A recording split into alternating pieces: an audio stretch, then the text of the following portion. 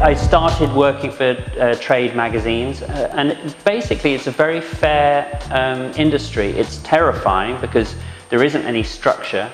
It's basically one way, if you can get someone to give you a job, a picture editor or whatever, and you make all the other photographers look lacking in ideas and creativity, and you make the picture editor look really good with their editor, then you're going to get more work and you find your own level. And so over the course of 20 years, I just enjoy photographing people, and if you're good at that, you end up photographing famous people because they have less time and there's more jeopardy involved, so you have to get it right.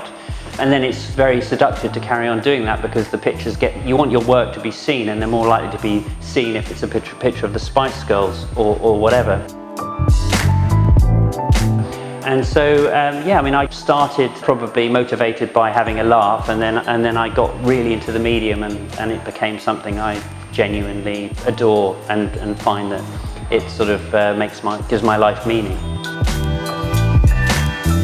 So what do people get when they commission a Harry Borden picture?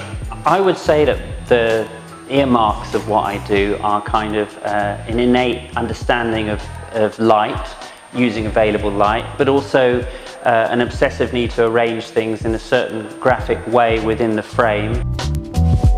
All great photographers have a unique visual fingerprint, and that basically just means that they instinctively arrange things within a frame that conforms to a notion of how they see the world, and therefore their oeuvre is instantly recognizable. And I've sort of had people say that they recognize my work. I'd say this work actually is more of a departure.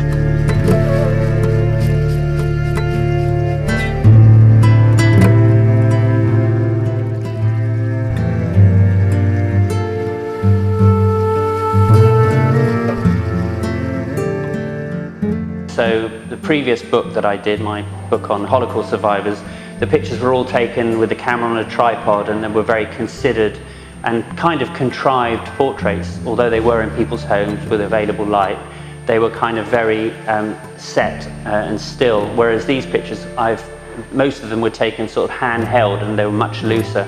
But I'd like to say that they're all what I saw in the camera. They're not cropped, and they conform to my eye and my vision, and that's what you kind of paying for when you commission any good photographer. And I think what I love about the pictures of yours that I've seen in the portfolio is the fact that you see a side of someone you didn't expect to see.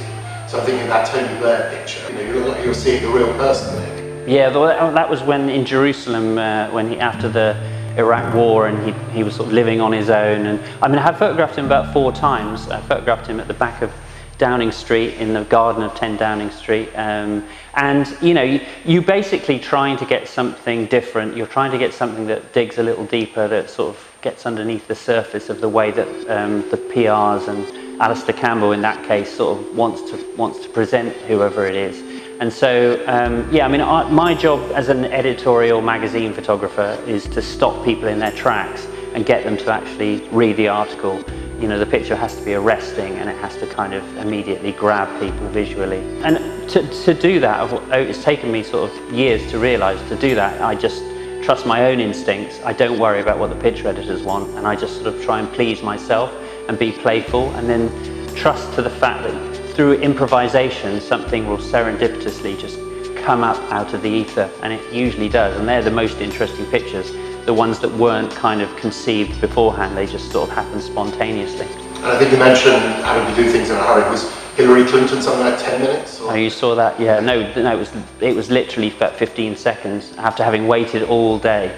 A portrait is a record of the relationship you have with the person on the day. So basically, my relationship with Hillary Clinton was was brusque, and she was irritated, and she didn't want to be photographed. I was photographing her for the Guardian weekend, and Decca Aikenhead, who was doing the interview, was very angry on my behalf and actually sort of pulled Hillary Clinton. She was sort of trying to head off without even doing the photo shoot, and she pulled her into my makeshift studio. So all that energy and tension actually made a very good picture. So often it's about kind of another element of what I try and achieve is that connection and that intimacy and that kind of tension and so that had plenty of those things. And just finally, what's your take on the ubiquity of photography today? Because when you started, obviously it was a very different beast. Nowadays everyone's got their iPhone and it's all Instagram and all that sort of stuff. Yeah, I think it's really good. I think basically photography now, because it's sort of so technically democratic, everyone can get reasonably good results. It's no longer, when I started in London, I came to London in the end of the 80s, early 90s, it was mainly male photographers in their big studios sort of fetishizing technique, whereas that technique is now, as you say, ubiquitous, and so photography is free to be about what you feel about something and what are you trying to say.